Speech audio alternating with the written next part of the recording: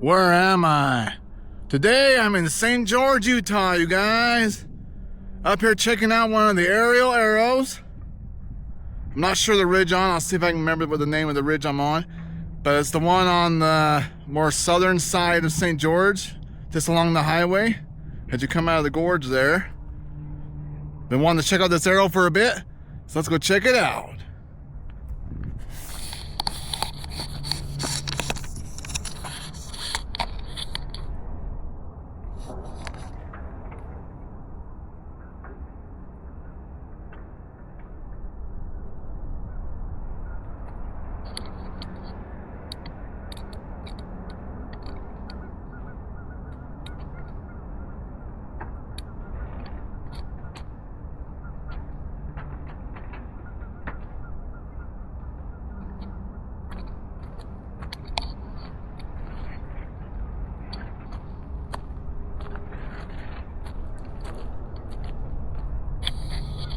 Well, we got a GPS station marker. City Surveyor 2001. Number 6743. Larry.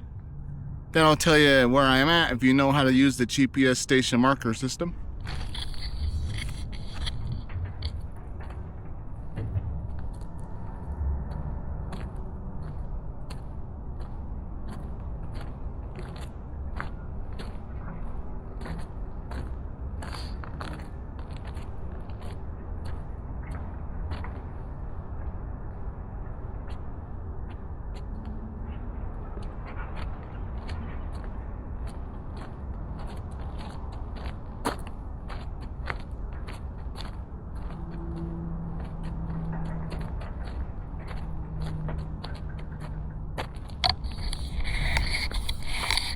Pretty cool.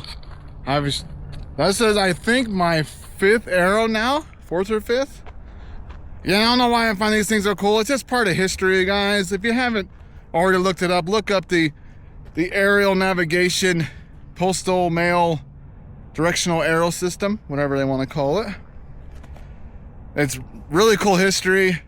These are all over the country. There's thousands of them until one day they took a lot of them out because they weren't using the airplanes to deliver the mail anymore. That was turned to land-based and commercial air. And with the advent of radar, things like that, we don't really need navigational arrows on the ground anymore.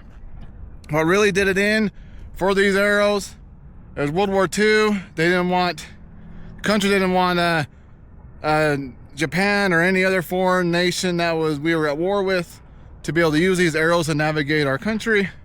So a lot were demolished or destroyed, but there's still a big, huge handful of them that are still around, you guys. So look them up in your area.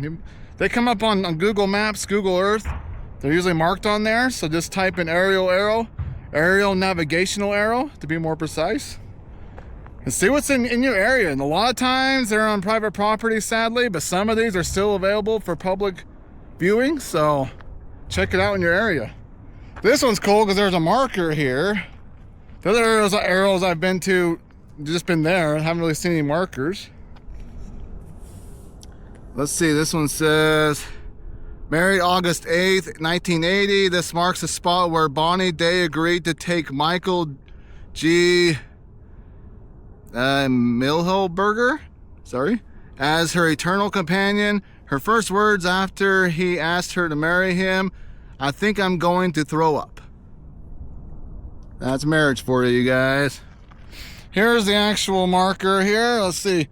Cotton Mission Chapter, Sons of Utah Pioneers, number 130. Utah is rich in aviation history, it says.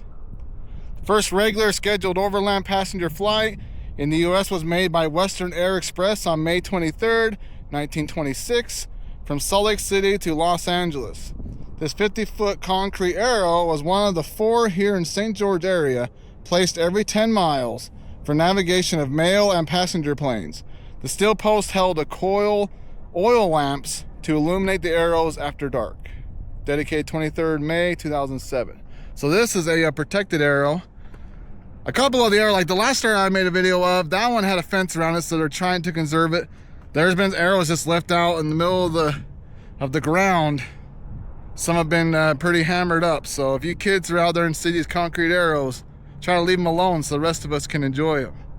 I'm standing in the middle of the arrow where the oil lamp burner was. It had a big light on top from the oil lamp that shined down and lit up the arrow so the planes overhead could see it during the evening or during the night hours. It was all lit up on the ground for them. But yeah, pretty cool little piece of history. Well, again, one you guys can look up in your own area and go and check out, see if there's any around. If you do, post in the comments some pictures of them. Be happy to see them. But lots more to see and do, you guys. Till the next one, you guys. Thanks for watching.